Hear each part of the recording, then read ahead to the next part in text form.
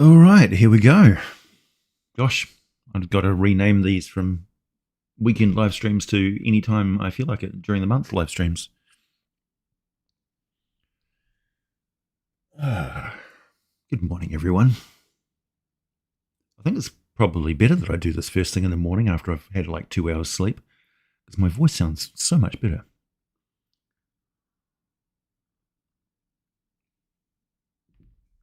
And you're not certainly here for my looks, so it must be for my voice.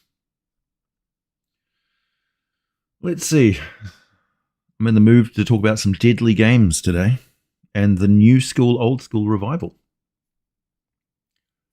That's right. If you're like me, you're now the new school, old school. Those of us who got a little bit pissed off with Dungeons and Dragons lately and have started trying out new systems, simplified systems for the most part. Hey, Juju Bear. Long time no see. Let me just pop out the chat here.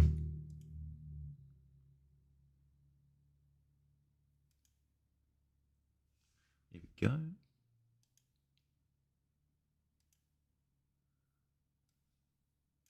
Well, that's interesting.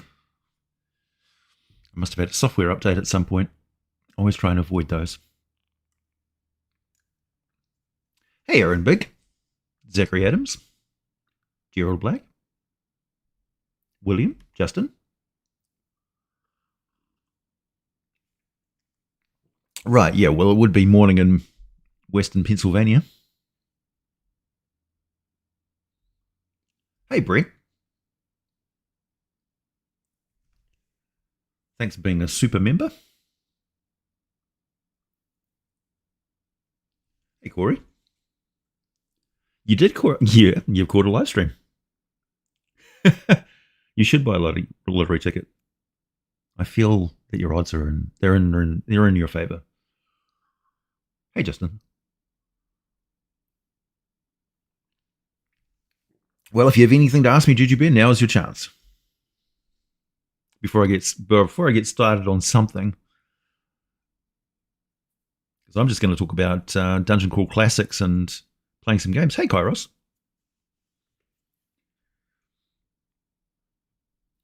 I was telling people on Twitter and other places that I spent 3 hours playing a game and lost 6 out of 8 characters. And they were like, oh, you must have been in a funnel. I was like, yeah, now I understand what the funnel means for Dungeon Crawl Classics and how much fun it is. Because I quite like when my characters get horribly maimed, disfigured, and killed. I find it very memorable. So, but yeah, that was... You could tell right from the start we were bright-eyed and fresh and didn't know what we were in for because we were naming our characters with like last names and stuff. And in the end, amazingly, one of the characters right from the very start of the game lasted all the way to the very end. It survived. So yeah, that was incredible. And I had one other character who just sort of survived by the skin of your teeth. Here's the 2 character sheets that were left over at the end of it. So we have Gord, who is a Wainwright, and Trillian, the fortune teller, who acquired a silver trident but lost it after she threw it at the enemy as she was diving through a portal to save her life. And strangely enough, she speaks Common and Hobgoblin, and she was born on a battlefield, apparently. It's a very... Dungeon Crawl Classics is a very simple game. If you played 3.5 edition, you'll understand how the saving throws and everything work. They're not really that much different from 5th edition. Good to see you too, Dragonass.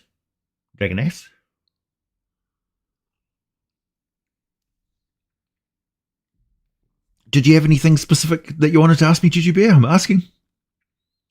No pressure. Hey, Stanskate.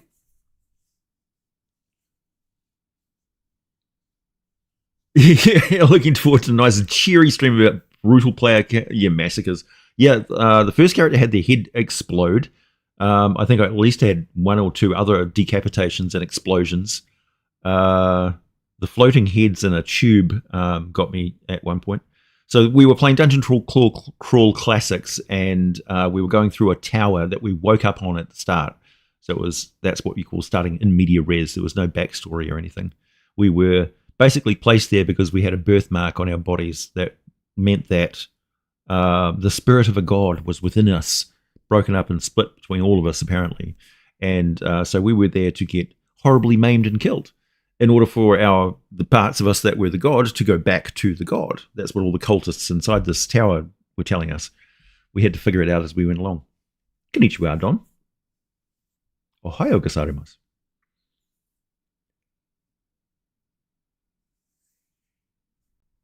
Hey, you.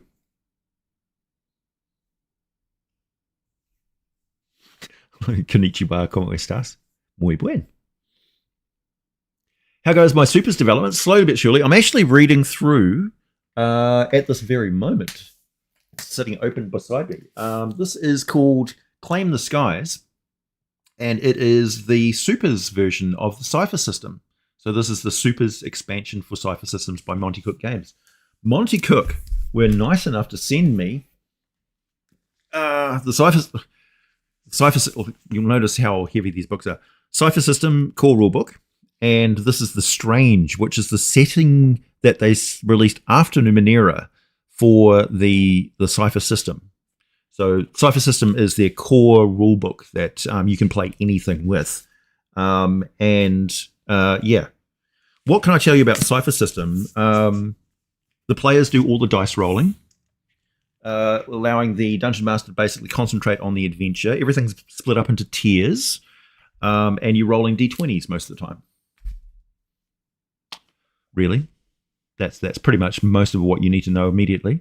I have this idea, this tinkering idea in the back of my head, having read all these new rule books lately, and the fact that it's been a while since I've read a lot of brand new rule books, and it is a bit of a slog. Like, particularly with Monty Cook, I don't mean to say this in a nasty way, but this is too much. It's too much. I need, like, the core rules need to be in the first 3 or 4 pages. 3 or 4 pages, Monty. Not 50 or 60 pages. It's like it's very verbose. And it encourages skim reading, which is dangerous when you're reading through core rules for the first time. And having read many, many, many RPGs, that is a lot of text. It's a wall of text to come at you very quickly. It's okay for a setting book, but for a generic book, just like more pictures, more like cartoons and things, and more concrete examples of the things, those work. But lots of descriptions of things and saying the same thing 3 or 4 times is a bit much sometimes, particularly when you've it's a thick book. I would certainly carry that with me if I was deflecting bullets or throwing them at burglars. I mean, that is a home defense tool right there. I've got a shelf full of them right there.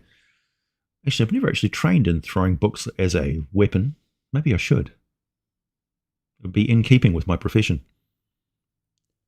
So the supers development is stalled while I'm looking at all these other systems. And looking at the Cipher system, it's very much in line with the tiers and the different nuances layered onto character development that I was looking at with the supers game as it was. But mine would be a much simpler system even than the Cipher system. Very much so. So, yeah, looking at it. You're just listening while you're getting ready to do. That's okay. You're going to go and hang out with a friend. That's an excellent thing to do with your day. Oh, right, yeah, the Mimic mic. I think I might actually fill in the rest of the Mimic mic so I get to see it as well, because it's kind of on the other side of the microphone for me. And while I'm at it, I might decorate my keyboard and my mouse and my screen and my bookshelf even. Imagine, that could work quite well if I covered my entire bookshelf so it looked like a mimic. That'd be interesting. Or even just some sort of eldritch horror. I really liked like H.R. Geiger's artwork and things like that, so I could do something similar, but more D&D-ish. Yeah, a little intimidating as those books. Or are you talking about my microphone? Cool or horrifying? Well, I mean, most people when they walk in and they see a wall of books in the main part of your like lounge, This you can't really see the rest of my house now because I've filled in the gap with another bookshelf there to store all of my miniatures and things, which have come back to me from being lent to my friends for the last 5 or 6 years or so.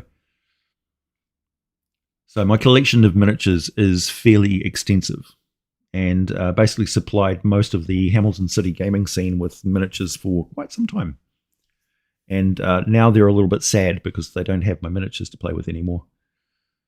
Sage defense. Yeah.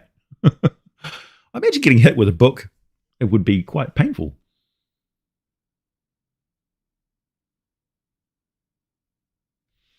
Right. The life of H.R. Geiger is interesting. He had a genuine cursed object, like a devil's skull type thing, that apparently people felt uncomfortable being in the same room as. And he had quite a cult-like group of assistant followers who did lots of his day-to-day stuff in his house, lived with him, almost like a compound towards the end there. You're at a lake in the woods in a cabin, Shakescan? Don't go investigating anything strange. Yeah, I've had numerous books land in my face over the years. Yeah. Oh, I've seen a lot of H.R. Geiger's work right from the very beginning. I've sort of studied his biography, and he's an interesting cat. And similar to the way that I studied H.P. Lovecraft's life and read a couple of biographies of him, just to understand who this guy was.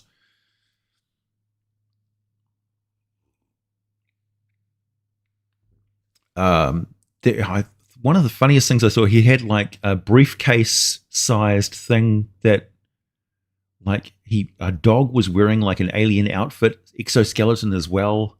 He had some crazy stuff. And yeah, relationships.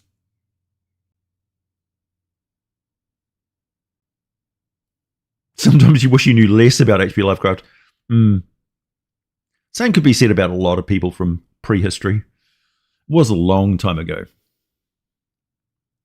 We're having many conversations on the Discord channel. By the way, if you're not on my Discord channel and chatting with me on a near daily basis, we have some of the most lively conversations, and usually they're fairly nice.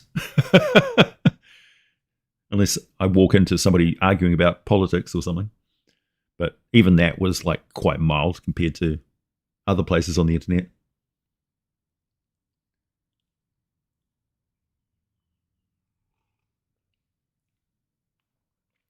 Ah, well, that would explain his collection of skulls and things. Thanks, Rotoyo.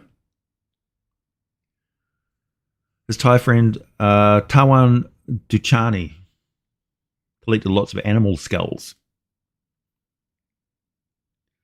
Oh, I can imagine Judy Bear. That was fairly common too. Conan. If I ever threw a book at anybody, I wouldn't shout anything, because if I'm going to intentionally injure someone, I'm not going to warn them before it hits them. I probably wore it as it smacks it into the middle of their eyes, because I am a very, very good shot. I would probably say 4,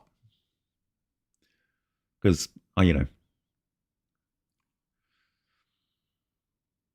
maybe I should decorate some books, just some blank like spell books, and sell them. That'd be fun. Sell them on Etsy. I've sold a few things on Etsy over the years. I also got in trouble for creating a creeper from Minecraft and selling it on Etsy, and I got a cease and desist order from the Minecraft people. I said, I'm not mass producing these. I'm just like some schmo who made them by hand and is selling them on Etsy. Like, chill, man. Cool as hell? Well, okay.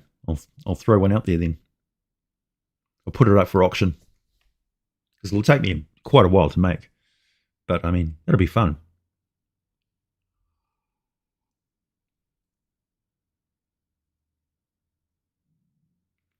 You're building a cabin out of tents down in a valley at the boat launch. Yeah, that's definitely a creepy location. Reminds me of what is that movie? Halloween, I think. Was there a boat shed there?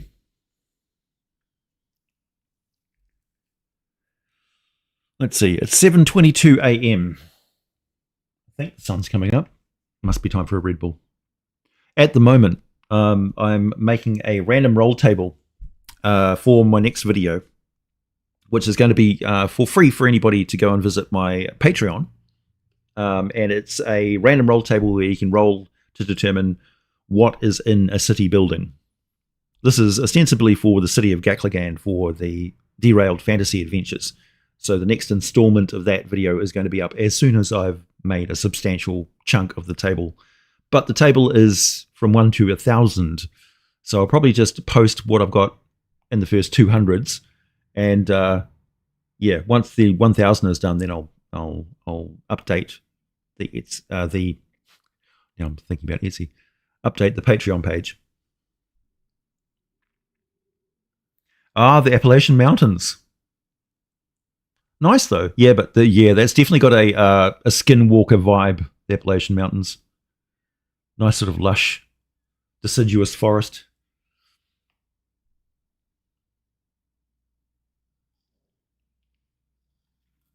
Hey, Lysander. Yeah, Friday the 13th, was that it? That's right. I'll never forget the scene where there's somebody sitting in bed and like a screw comes through their head. That was kind of horrifying. Sticks with you, much like character deaths in Deadly Games. So, Dragonbane, I've recently read the Dragonbane rules from Free League. They're a rules light and more deadly game. Dungeon Crawl Classics is definitely a more deadly game with magic mishaps and things like that. Like if you screw up badly when you're casting a spell, you forget the spell entirely. So you can't cast it again. But otherwise, if you carry on using the skill successfully, you can keep on casting the spell. I really like that. I prefer that to Dungeons & Dragons. Just automatically forgetting a spell once you've cast it is, although that's said to be Vancian, I think Dungeon Crawl Classic actually does the Vancian a little bit better in that regard. I mean, it makes sense. You don't automatically forget something once you've remembered it. It doesn't really gel with the human experience.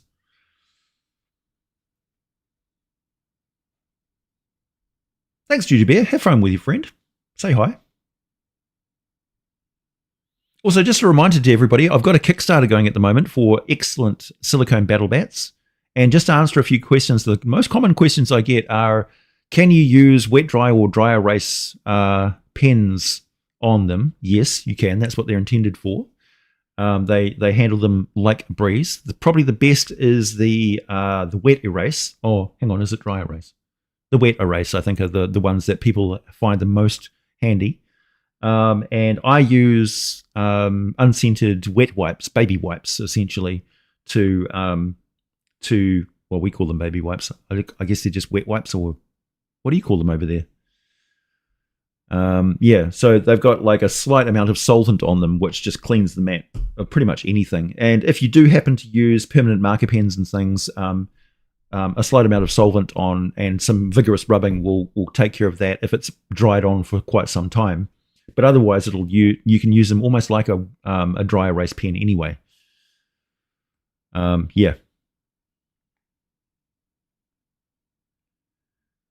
Magic for Discworld. I've actually got the Discworld GURPS book on the shelf behind me. And it's an entertaining read, for sure. Wet ones, is that what you call them? There you go. Talking of wet ones, Baldur's Gate 3. Boy, that's got everybody talking, hasn't it? My friend Dungeon Dad, Josiah, he's on Twitter and as Dungeon Papa, and he was talking about the strange products that Dungeons & Dragons is marketing at the moment. We've got a waffle maker, something else, like a popcorn machine or something like that. And of course, the plushies and things like that. And then I countered with, like, if you think those products are strange, like, considering their current work practice and their marketing strategy, Bad Dragon Toys would be a perfect endorsement If you haven't been fucked by a company, well and good. Try Bad Dragon. Dungeons and Dragons premium adult supplies. I was thinking maybe I could get my channel endorsed by Bad Dragon. How would that be? A literal fuck you to Dungeons and Dragons. I mean, they do produce some fine products.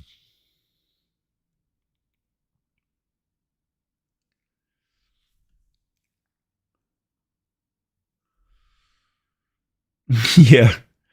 Yeah, any game that allows you to customize your character's genitals is a bit of an eye-opener.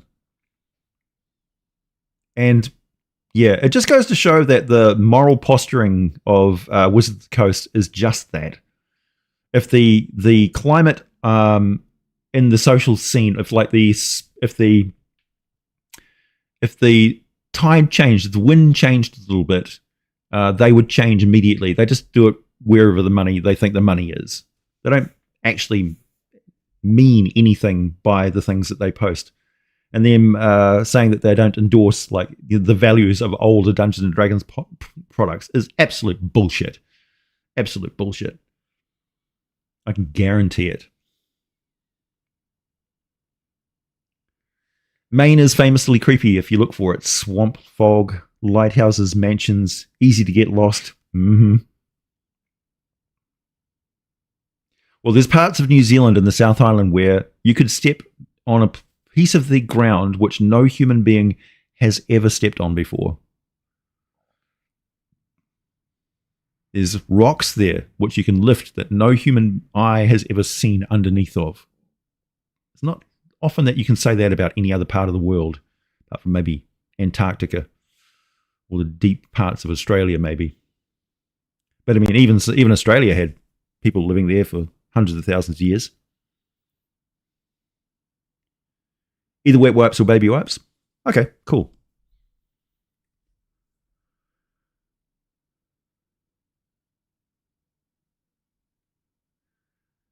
Hey, Down Under Blunder, I've been good, thank you. Very productive as of late.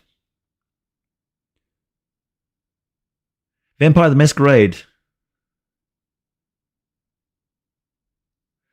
Yeah, I've been watching people play the video game Vampire the Masquerade. And the funny thing is like I often hear people talking about playing Vampire the Masquerade, but I never see it played online. I've never been invited to an online game. I've never seen like a Roll20 video of people playing Vampire the Masquerade online. Mind you, I don't watch a lot of live plays because I'd much rather be making content than watching content like that for hours at a time. So that's unfortunately why I don't watch any Critical Role stuff. Wet naps. Interesting. You're alone in your camper, Gerald. I won't make any haunted noises. Morning, Chaosipy. There's mountain lions in Appalachians? Really? And bears? I suppose there'd be black bears around there, wouldn't there? But mountain lions? Are they everywhere in the States? Could I possibly be attacked by a mountain lion if I go to New York? That would be awesome. What a way to go. Did you get mugged? No, I got attacked by a bear. A sewer bear.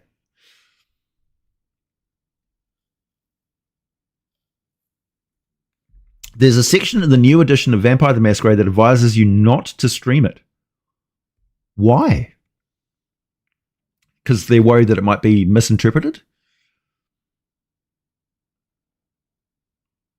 Not everywhere, but there could be. I like it. LA by Night. Good vampire live play. Okay, everybody, go check out LA by Night. A good vampire live play. There's mountain lions in Minnesota. I like that more because it rhymes.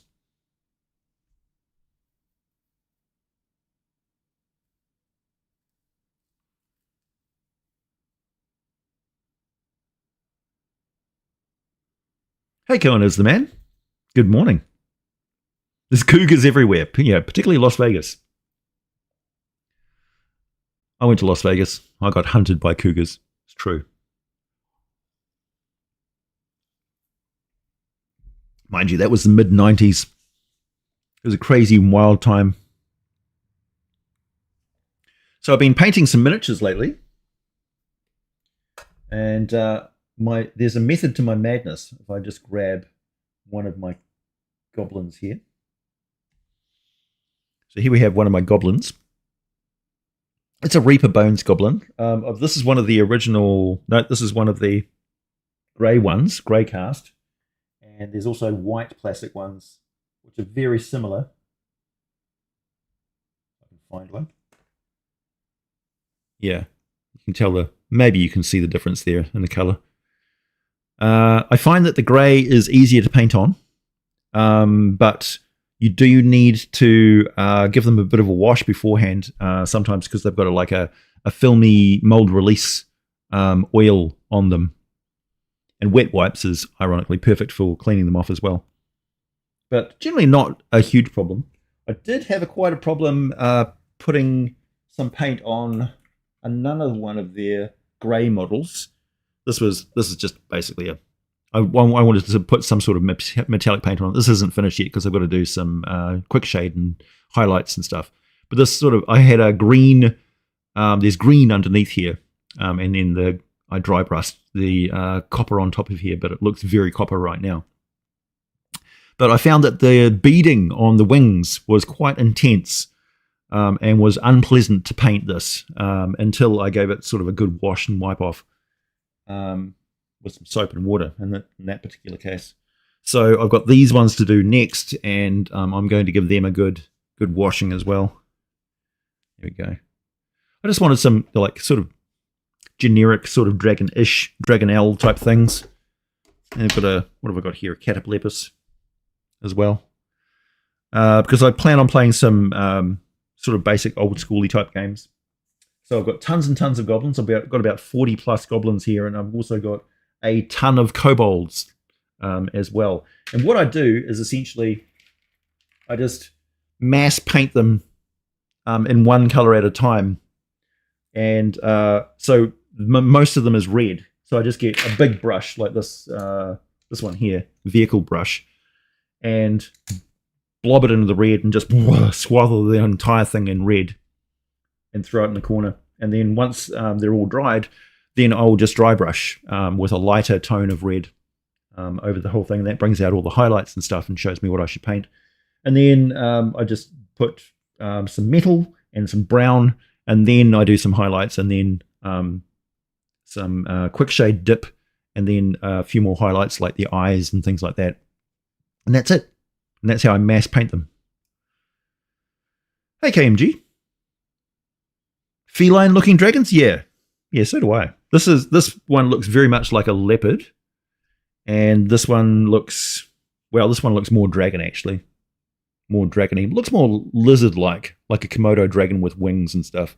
Whereas this looks more like a dragonelle.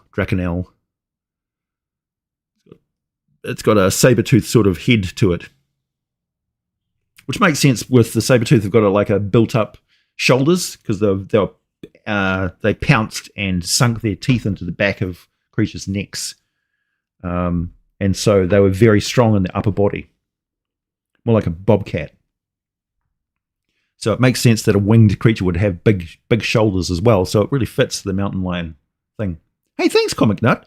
That's right, I almost forgot to say to everybody it's a monetized live stream. And I need my sugars.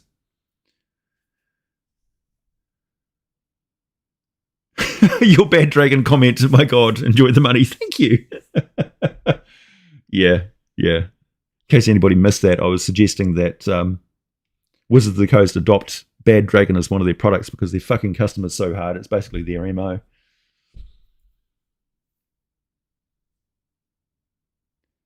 Your father was 2 leopards.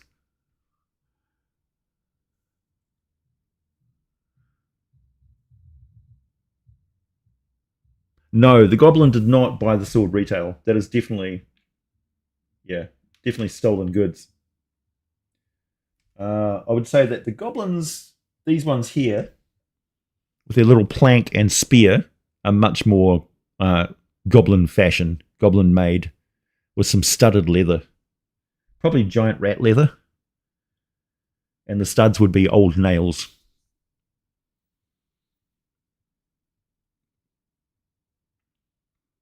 Two leopards in a trench coat. Nice.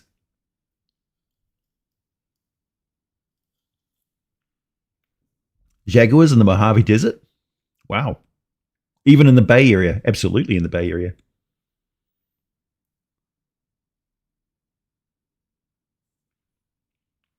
Were there, I think there were once lions. Possibly.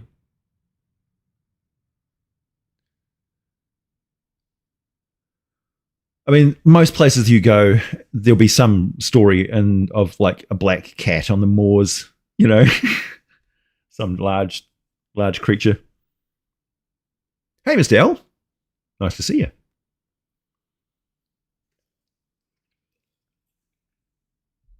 So, yeah, what do you want in an old school game? I like rules light. I want something that is very easy to run a group of people who have never run through it before. Particularly if there's a high chance of character death. You want the characters to have 2 or 3 things that are very distinctive about them. If they got one thing they do particularly well, like I use bows well, I stick things with swords, I'm very good at running away, I'm agile, I'm strong, something like that. A keyword descriptor is generally good. You don't need to worry about their background, their name, their worldview. In Dungeon Crawl Classics, they do have an alignment system, and it does have an actual impact on the game rules. So if you do things that are counter to your character's alignment, you can get a negative on your luck. Luck is an attribute that they have that they don't have in 3.5 edition. So you've got strength, agility, stamina, personality, intelligence, and luck. Yeah. Generally speaking, you do roll for damage. If I was having a really rules light system like the Cipher system, I wouldn't have rolls for damage. I'd just have straight up damage for things. And then categorize all the weapons as light, medium, or heavy, essentially. And all of the ranges as close, short, or long, or very far. That's all you really need to know. Oh, one of your favorite minis is 3 goblins in a trench coat. I could possibly, wow, I would probably just sculpt that. You like characters that cannot fight but use their cunning to help? Yeah. Yep, certainly. I like playing clerics for the most part when I'm playing high fantasy games, because they're smart and they often reflect my ability to figure out what's going on in the scene, so I don't feel like I'm metagaming if I come up with a clever idea. So I like playing characters with intelligence. I find it hard to play very dumb characters.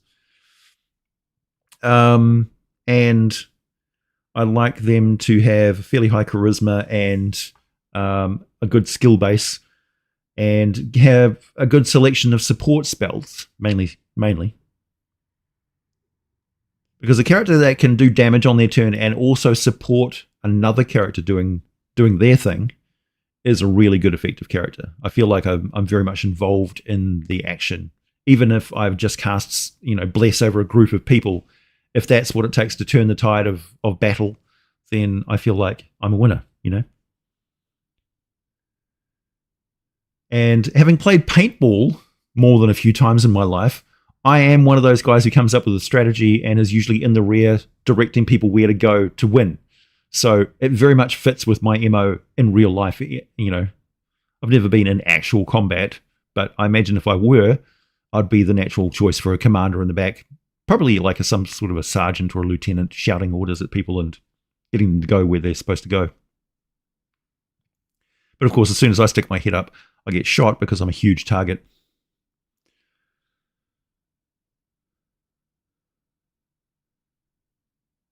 I remember correct, there's a cat-like animal in Madagascar who evolved from a rodent. Yeah, the Fusa. It's a musculid. I don't think it's a rodent. It's definitely some sort of a badgery type thing. Like the wolverine, but it's a little bit hard to tell once you get to a certain level of vagueness with mammal. You just say, okay, how flexible is their spine? Do they have a stink gland of some kind?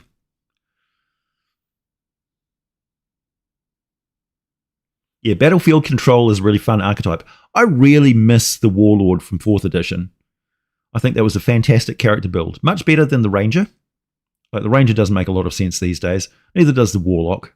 They blurred the line so badly with like the Eldritch Knight type characters that what's even the point? And once you get rid of like the point of a cleric having a god and a paladin having an oath, what are those character classes even for? This doesn't make any sense. I'm more the Elder Brain than the Illithid. Yeah, for sure. Hey, Joe.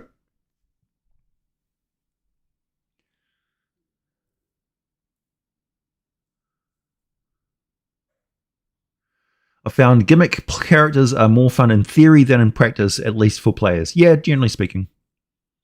Like, a general character with a good personality type will be, and a good set of near-miss life or death experiences. Like, a character that is, you try something and you really encourage them to do something crazy. Like, stand alone against a dragon and let everybody escape while you stand there and take the thing on by yourself. That was what Trillian did, or was trying to do. And I thought, if this character lives, it's going to be awesome. But I fully didn't expect her to. But she did. Mainly because she realized what she was doing was completely pointless, and she wasn't going to be able to defend everybody. And some other people had stepped in, sort of ruining her plan anyway, so she ran for it. She saw reason and just decided that the best way to survive was cardio. Dungeon Crawl Classics. Run for your life.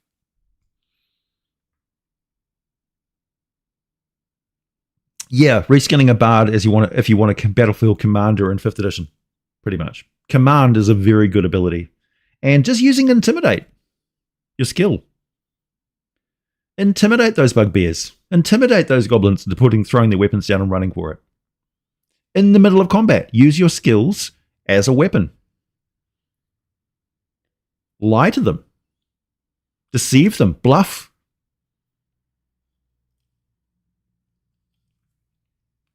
Say to the DM, I'm going to strike from the right, but I'm going to bluff that I'm striking from the left to reduce my character's armor class. And watch the 5th edition DM go, and reach for their rulebook.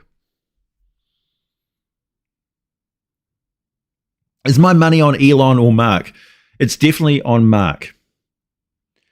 Reason being is that Elon hasn't got really a lot of interest in Twitter. It's just an experiment for him, but he'll probably try and improve it and flick it off to another tech billionaire.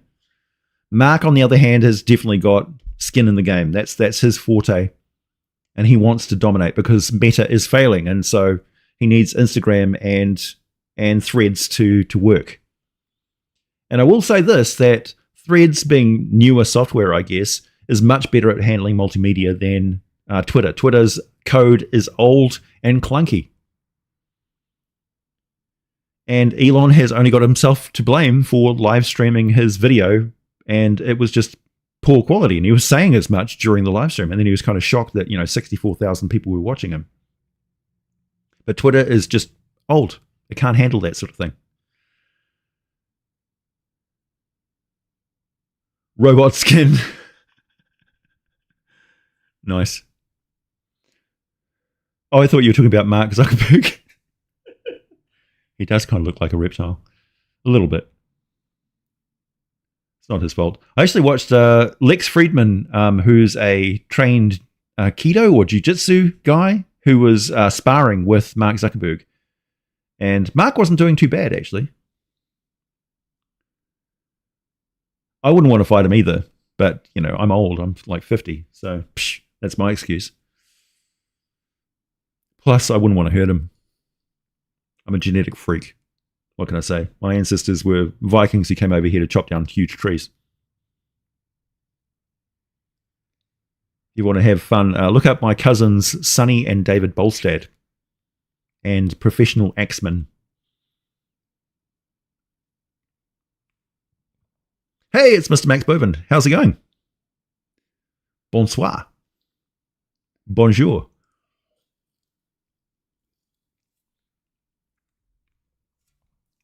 I don't know if he was being trained, yeah. But I think they were just sparring, but he's not like his official tutor or anything. It's just that, Friedman is a black belt and Marx just sort of has been doing it for a couple of years. It was good. It was fun to watch.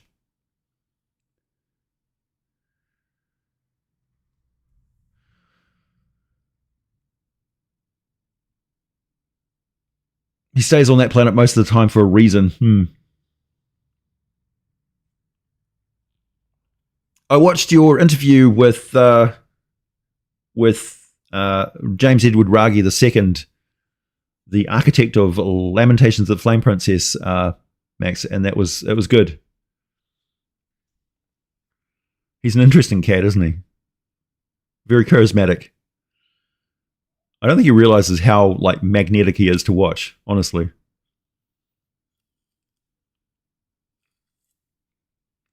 Or maybe he does.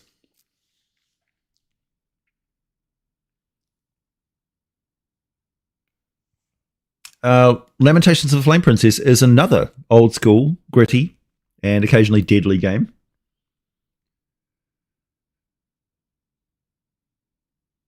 Yeah, he's a good dude. I found it really interesting. I didn't actually know why he went over to Finland. So I learned something in his live stream with you, that he went over there because of a financial incentive, that they got creatives to go over there and essentially paid them to set up a small business. That's a fantastic idea. I've been tempted to move to Ireland for something similar. Basically, they don't pay taxes over there if they're creative.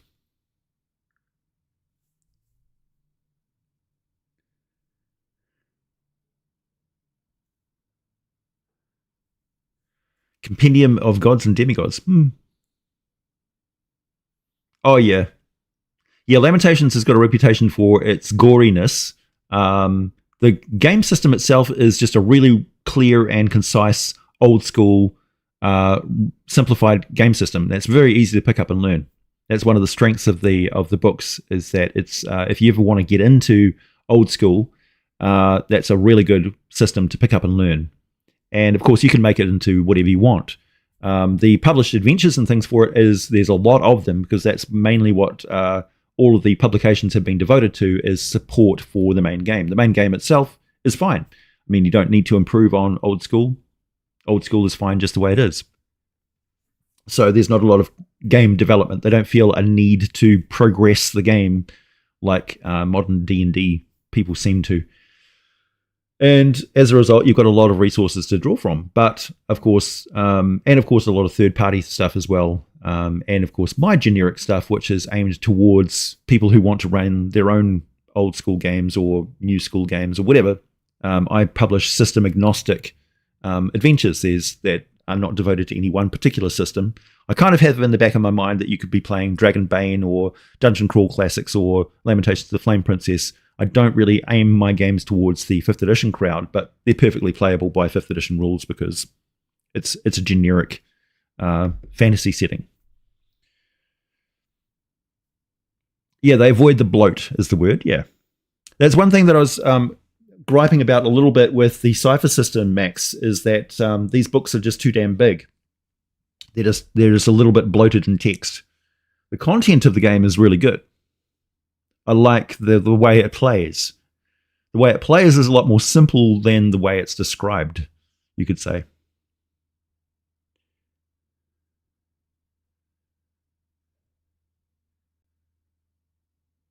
Yeah.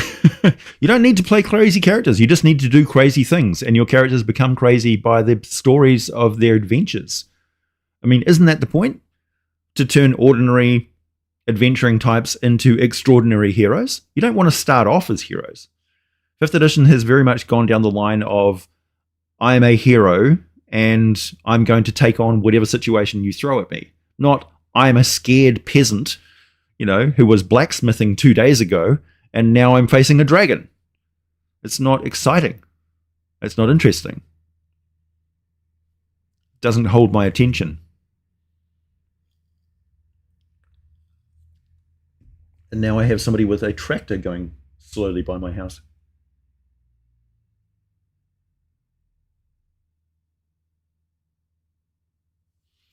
That was loud. Strange thing, putting up that bookshelf just behind me there has really cut down on the reverb on my microphone. Made a huge difference. It just broke up all the reflection. It's been really good. And I finally got myself a ring light, which is why I look like I'm stunned by somebody with a spotlight and a shotgun. Wasn't me, mister. I just deliver parcels in the morning.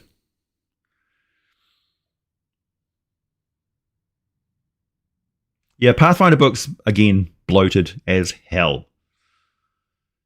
And I appreciate that a lot of people are asking me to do Pathfinder lore like I used to do the old D&D lore. But yeah, it's not really my bag.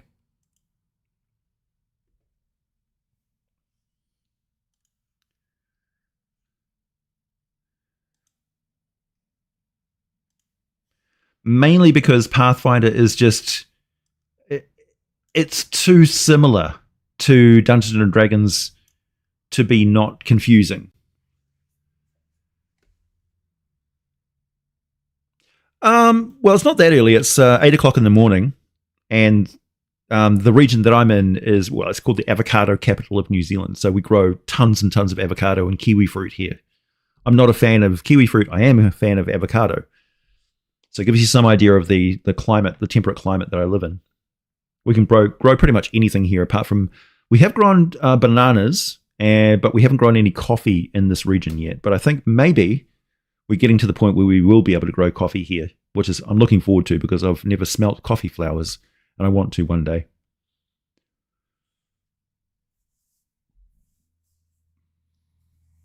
You found an RPG sim called Unforgotten Realms. It's mostly improv D&D. Highly recommend.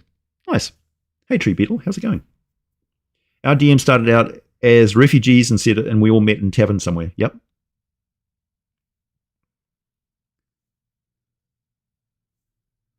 D&D Demon Lords? Yep.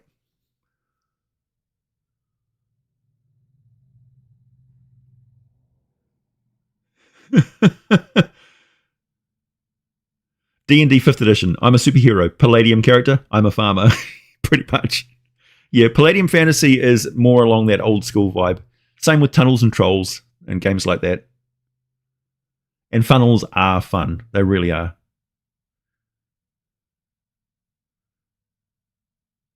A lot of the people who have been like, oh, I don't like my character dying. It's like, have you tried it? Have you really? Just try it. Try a funnel one day. Play some Dungeon Crawl Classics. Start off with 4 characters that you're playing at once. You'll get used to it pretty quickly. You'll get the idea. And then at the end of it, you'll be like, I just survived a zombie apocalypse. That's pretty much what it feels like. Hey, Stanskate, you've been a member for 43 months. Wow. Yeah, well, I've been doing Palladium lore.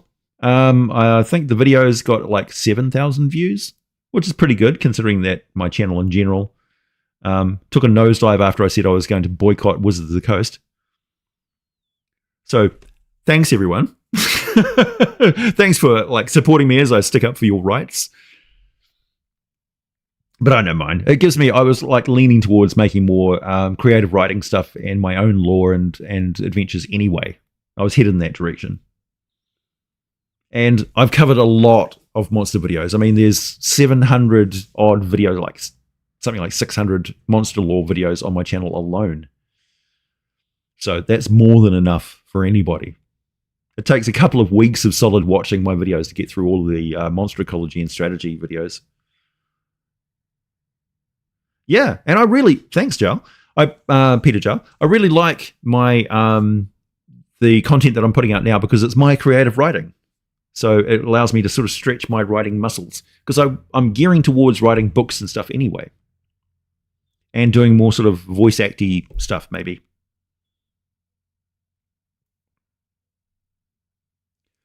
Yeah, there you go. In Dungeon Crawl Classics, you start with 4 level 0 characters. Most will die. You probably end up re-upping characters like I did. Then you pick one of the survivors, if there are any survivors, and make them a level 1, and that becomes your player character. You can actually acquire enough during the adventure to be more than level 1, but I think, yeah, you start off as level 1 characters after that. Well, thanks, Anathema.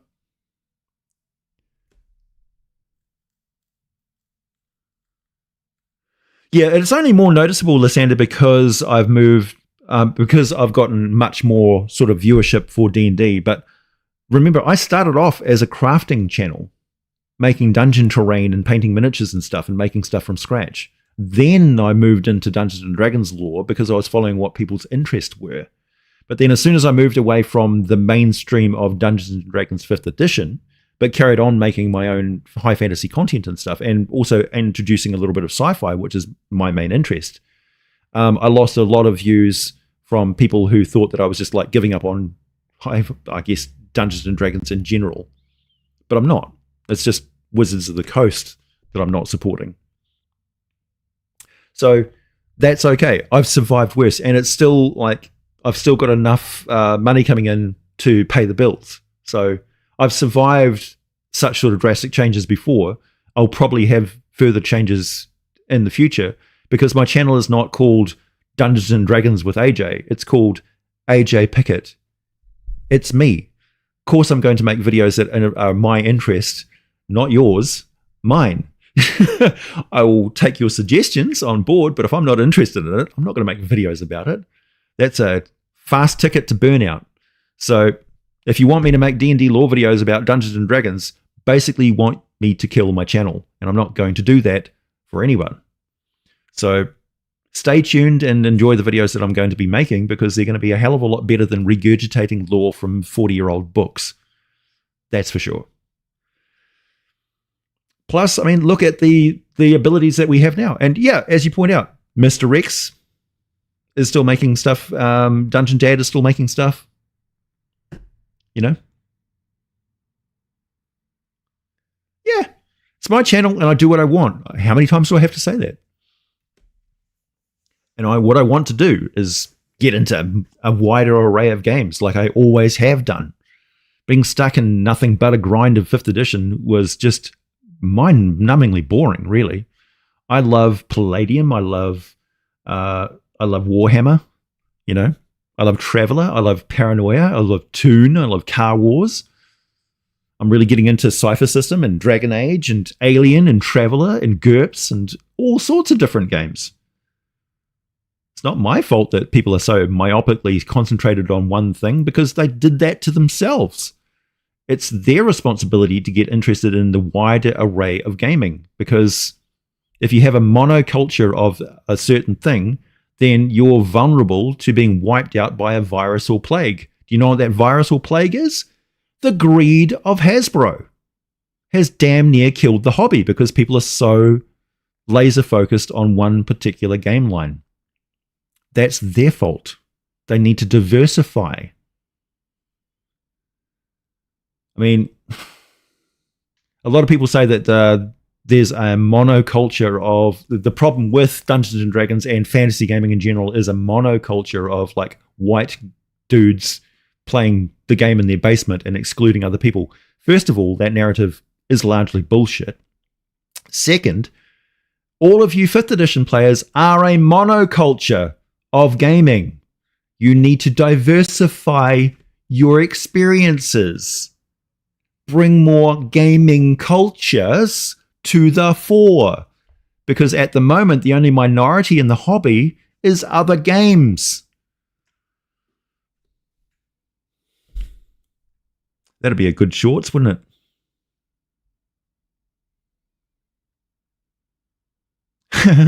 Hey, Fred, you just tuned in for my rant of the morning.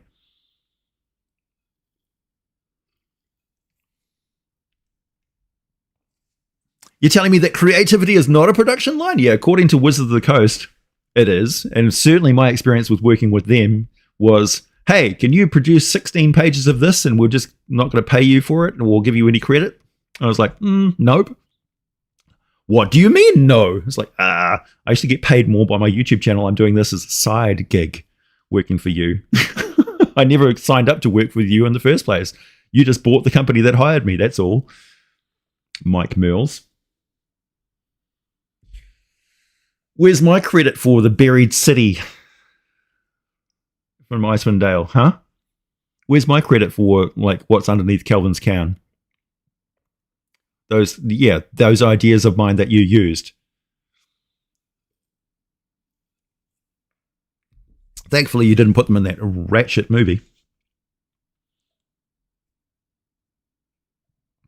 Mystara and World of Darkness. Yeah. Well, yeah, I should probably get into World of Darkness. I really do like the rich lore of Vampire the Masquerade. It seems quite interesting. And Mystara, I don't know, Mystara, it's almost too defined for me. I like a more generic sort of like, at one point you're gonna find some purple polka dot lizard chickens, you know, a crate of like fighting bugs or something. I like a lot more chaos and unpredictability in my games. I like random roll tables, you know.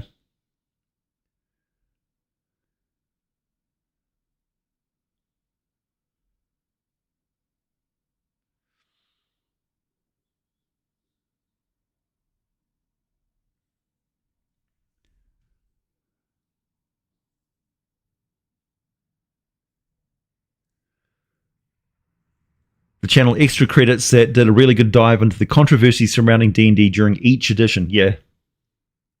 There's been issues with every single one.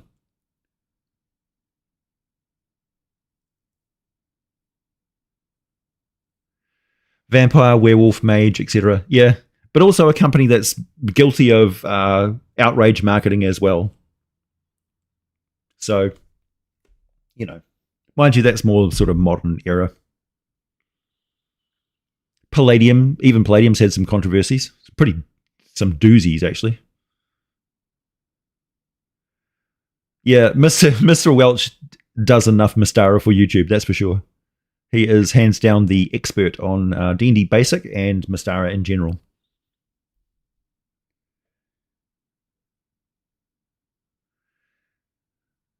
You guys are giving me reading material. Do you know how much I have to read on a daily basis? I don't read recreationally anymore. I think the last book I read was a Greek bear. Yeah, I think it was a Greek bear title. No, it wasn't. It was Kim Stanley Rob. No, who was it?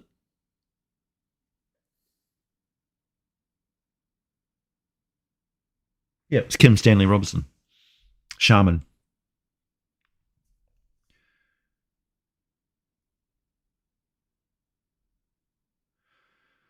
In their defense, World of Darkness has always been about mature topics. They almost went down over a Wraith supplement. Yeah, no, I think they had some sort of Nazi whistleblow thing go on that they plausibly denied by firing some staff member. I don't know. Edit your books is what I suggest. Never trust that somebody hasn't snuck something in there.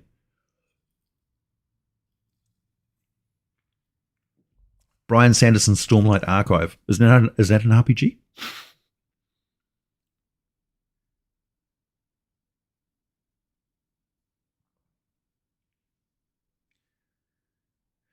Is there Forgotten Realm content that was published that you were responsible for? Yes, technically. The Dark Alliance game, the last Dark Alliance game. With the heroes of, Bruno Battlehammer and Catti and Wolfgar and Drist, and an animation of Guinevere, and they couldn't even put Crag. Like, they didn't have the budget for cats, an animated cat thing, apparently. So that's why they didn't have Guinevere appearing as an actual panther. She was just like some CGI combat effect, and so they couldn't have crag cats in the place that crag cats are found. So I'm like, well, you brought me on as a lore consultant, so I'm consulting you that in Icewind Dale there are these big cougar type crag cats, and you're saying that you can't have them. It's like, no. It's like, okay. And then they had like the Verbeeg had to be more monstrous, so they looked less human. It's like, well, that's not a Verbeeg anymore. That's a hill giant, essentially. Yeah. The one thing they did do well was the goblins. I will say that. And I consulted most of the language and stuff for the goblins didn't come from Forgotten Realms. That came from a dumbed down version of the Eberron goblins, the Googliac that they speak. because there isn't a very big lexicon of goblin words from the Forgotten Realms. The goblins in the Forgotten Realms, if you want to get into the deep dive, have a very broken, primitive version of the language. From Eberron, Eberron once had a goblinoid society dominating the entire continent of Corvair. So their lexicon of words is huge and well developed compared to the Forgotten Realms. So a Eberron goblin traveling from that world to the Forgotten Realms would be like, "Hello, good sir, good morrow. How do you do this day?" And the Forgotten Realms goblin would be like, "Sup, brah." You know, they would not. They wouldn't have the language difference is quite stark between the two. They would barely understand each other. You, me, friend. Yeah, so that was interesting.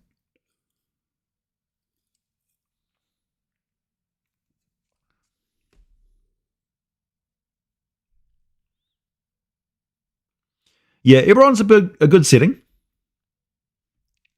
I never really got into it. It just didn't gel with our group. But that's nothing. It's not taking away from the setting at all. The setting's quite interesting.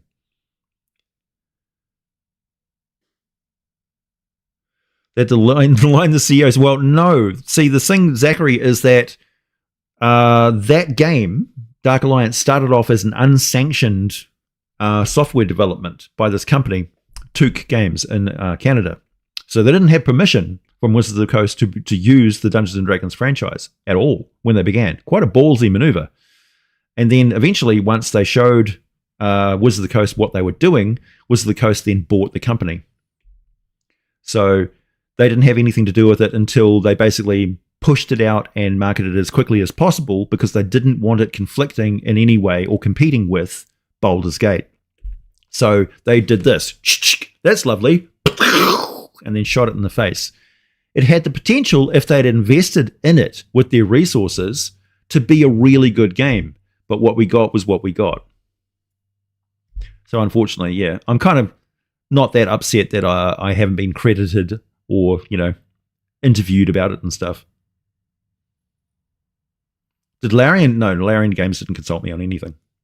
I really just dealt with Took Games, and then once Wizards of the Coast took over, that was where Mike Mills went is into the product development on digital stuff. So the games. Remember when he disappeared from the public spotlight of the whole Zach whatchamacallit controversy? And also he didn't want to be on camera because he was losing his hair, I suspect. But anyway, what do I know? I don't care. But he was the one who signed off on my ideas for the Netherese city that was upside down, or the cloud castle, cloud giant castle.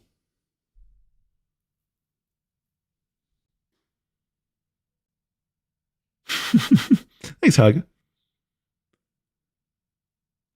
Yeah, Merles has been sent to the Shadow Zone, the Shadow Realm, where the gaming product developers go.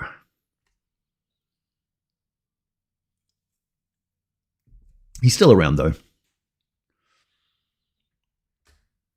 I mean, and we got left with Mr. Elf Lover.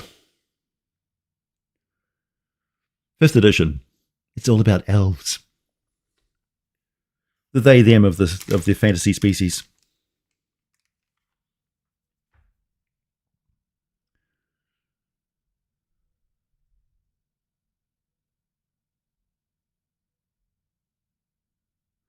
So Forgotten Realm goblins are the Yobs and Eberron goblins are the Yars. Yeah. Yeah, so much elf bloat, right? The elfiest elves.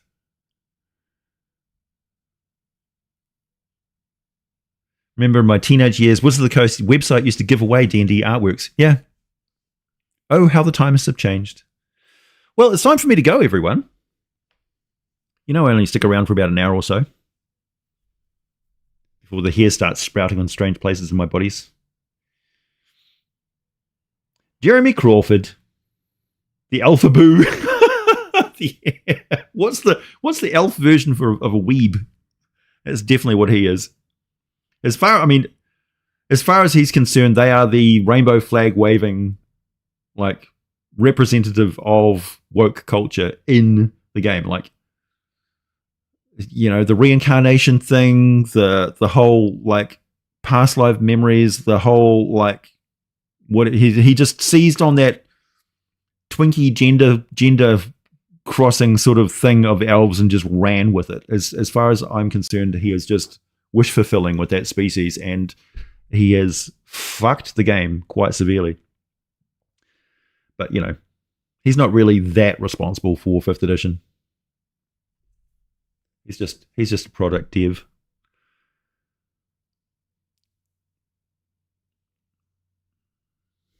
An Elphebe?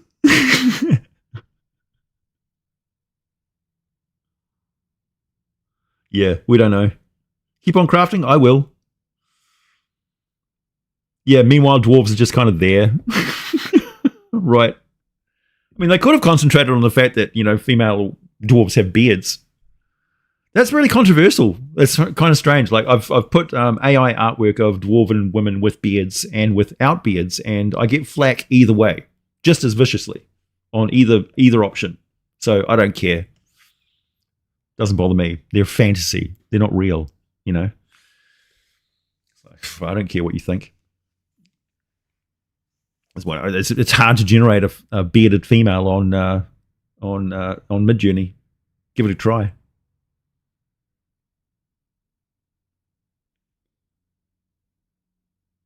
I don't think they do in 5th edition. No, not officially. I certainly do in my derailed fantasy settings, for sure. Speaking of which, so the next video coming up is on the city of Gakligand and the continuation and beginning, really, of the story of the quest for the Golden God. And then after that will be the first legit adventure, which is the Crystal Curse.